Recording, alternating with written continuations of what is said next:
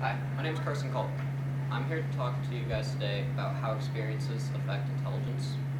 Um, I'm going to make, in this presentation, I'll be making the claim that experiences are one of the most dominating factors in determining one's intelligence.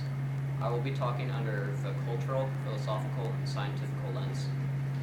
Okay, so experiences. What are experiences? They're everyday, they happen to everyone every day. There's both good experiences, bad experiences. Some good experiences can be something like sports and dance, to where a negative experience can be something like abuse that can actually hinder one's brain. Okay. The cultural lens. So sports are a good example of experiences that can have a positive impact on one's life. As is dance, as it can create superfluity. And as I had said earlier, abuse can have a negative effect. Alright, so sports. Sports are a good way to increase one's intelligence. It can increase one's reaction time. Many high schoolers and college, any level of kids do sports. There's controversy over sports to say, because even though it provides a good after-school extracurricular activity and can help in many ways, it also takes away from study time.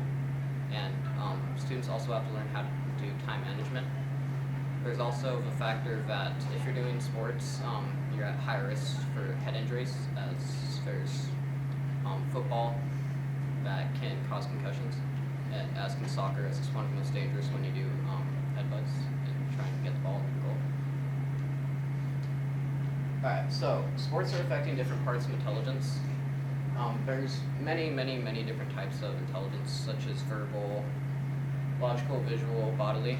Sports has not necessarily the biggest impact, but it can have a good impact on certain levels of intelligence, as it can increase a different variety. Now, as you can see on the chart, it doesn't necessarily have a major impact, and it does vary. So sports might be a better decision depending on what type of intelligence you're wanting to increase. Okay, dance. Dance is a good way to create superfluity, and it can also change or help your cerebellum, which is the lower part of your brain. I've recently been in a quince where I had to learn certain dance steps, and that's kind of helped me with my memorization, and that helps me with memorization that can kind of translate over to life. Okay. Abuse is an experience that will have a negative impact on one's brain. Abuse actually hinders part of your brain, and therefore it will decrease your levels of intelligence. Alright, John Locke's philosophy. John Locke is kind of the whole reason why I decided to go under experiences. He believes that sensation and reflection are the essence of all human thoughts, which means that experiences kind of determine how your individual thoughts are and how your thinking will be. He has said that whence has it all the materials of reason and knowledge, to this I answer in one word, experiences. This continues to state that experiences are kind of the creation of individual thoughts, and therefore the creation of intelligence. Alright. Scientifically, can experiences actually not only affect one's intelligence, but can it increase it?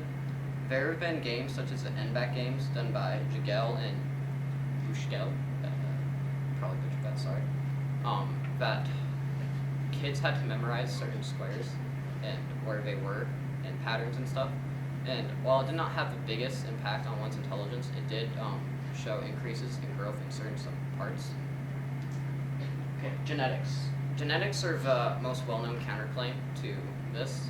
A lot of people say that genetics are the cause of one's intelligence, but even though genetics will have a role, so does the experiences one will live through. There was recently been a study done at the University of Leipzig that firstborn childs are generally more intelligent than the secondborn. But this isn't just because of genetics, it's also the role that the first child is got as he grows up.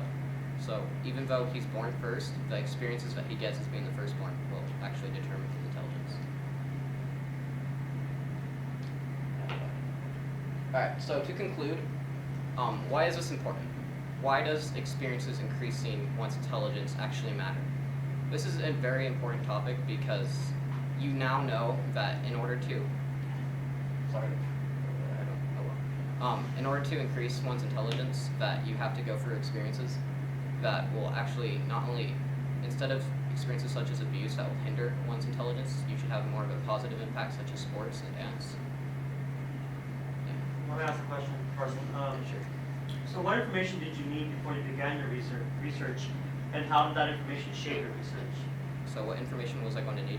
What did you need before you began your research? Before, Such as points of reference, or did you have any prior knowledge to any of the current topics that you I had a lot of prior knowledge to sports since I've done it for my whole life, and as I'd said, I'd just been in a Kinsei, so that kind of inspired me to go under dance. Sure. And the last question, what additional questions emerged from your research, and why are these questions important?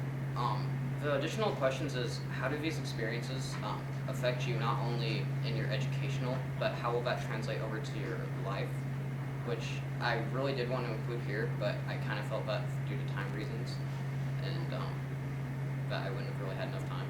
This is important because it kind of shows how all this relates to present day life. Good job, Carson. Thank you.